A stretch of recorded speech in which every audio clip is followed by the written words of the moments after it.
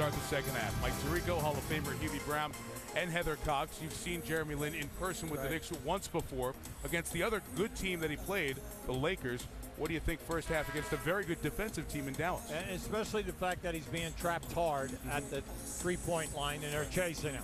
He has had an excellent half. Not only the 12 points, but the 6 assists. And he's taken his time. Now just look at this right now. He sizes it up and there is no double team. Now just watch him blow right down the middle. He has good size and he can finish with either hand. Now right here, he's going to take Marion, and now Nowitzki from the left leaves his man, and you have the nice drop-off pass to Stoudemire. He has excellent vision and can make the play. You're going to double team. I'll find over on the opposite side. J.R. Smith hits one of his 3 threes. Here's the second 3. So you just like the ball movement. They're running very few set plays, and they're feeding off the frenzy. Now here's Dallas' story so far. Jason Terry, who's missed the last couple of games, has given them 8 points. They've been better when he's been on the floor. Well, they have been, Mike, because the transition game. They scored 8 of their 11 fast break points with him in there, and then also he's hit a nice perimeter game going for himself right now in the 3-ball. So the Mavericks within 3 before the third quarter. Here's Heather Cox. Mike, defense was definitely the theme for Rick Carlisle in the locker room, and they were reminded that they got much better defensively in the second half on Friday in a win over Philly, holding them to just 24 points. They talked about boards, the fact that they allowed 11 second chance points for the Knicks. They've also got to stop penetration, the pick and roll, get out and rotate quicker on the threes. And Mike, maybe the biggest surprise coming out of the locker room, some of the Mavs players were actually getting lost coming out of the locker room just now. They couldn't find their way to the court in this newly remodeled Garden. You guys, I must admit, I had the same problem earlier. Are you trying to make me look bad, Heather? I know what you're doing, Heather.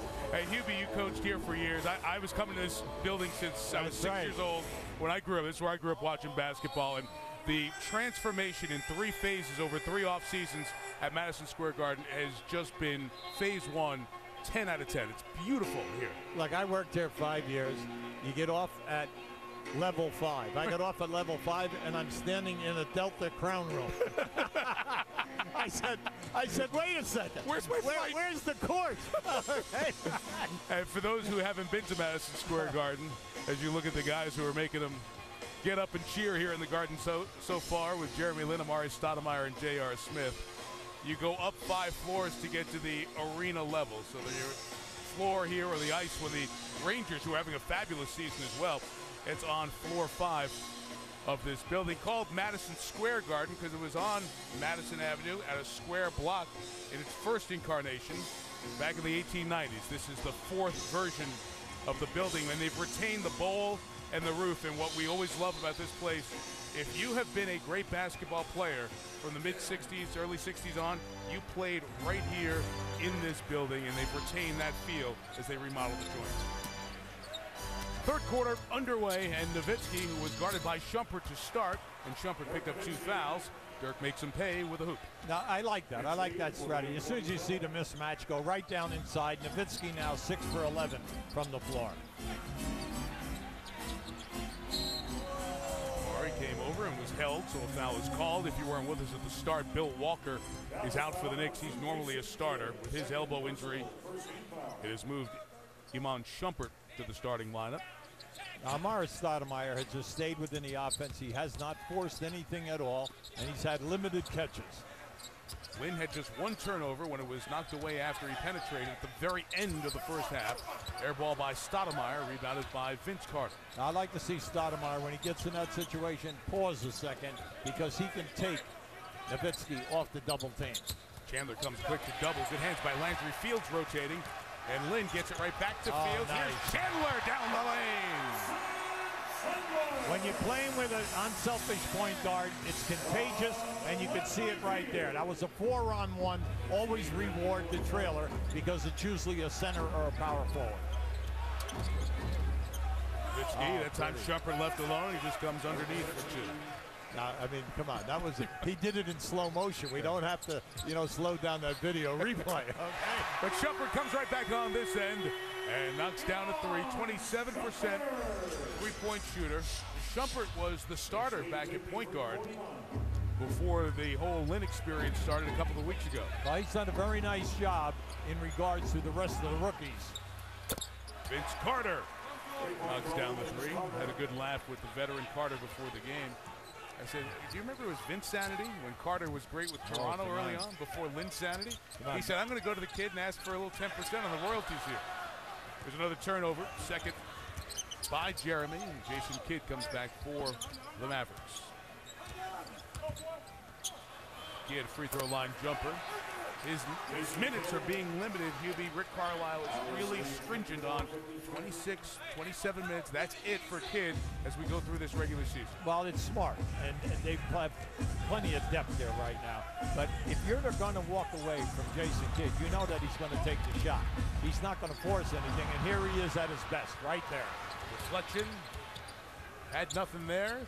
Secondary break, Nowitzki to Haywood. Saw a guy streaking there. Yeah. Haywood couldn't get up and complete it. Well, I think that once Sturk went in the air, Haywood thought that he was going to shoot the ball. D'Antoni didn't like that shot by Shumpert as the Mavericks have a 1-point lead. First lead since they were up 18-16. Kidd from the top. And Chandler gets the rebound. Now, he's always been a high percentage shooter from the three-point line. This year, he's right at 30-31. But he's extremely dangerous, and when he gets his legs, now that he's back after missing games, once he gets his legs in that in the second half of the year, look out. Nowitzki with a three as he got hit by Stoudemire, and it's a chance for a 4-point play for Dirk. Now this is what I love now, because the knee is much better. Early in this year, he was struggling. Distance was a factor, also his low post game.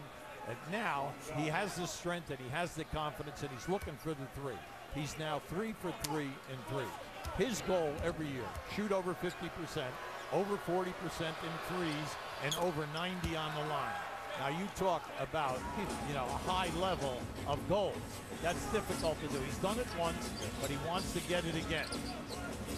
Harder from where he started from this year. So the 4-point play for Dirk. Mavericks leading by 5.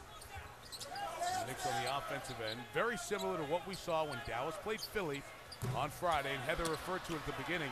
Dallas's defense was much better in the second half. Right.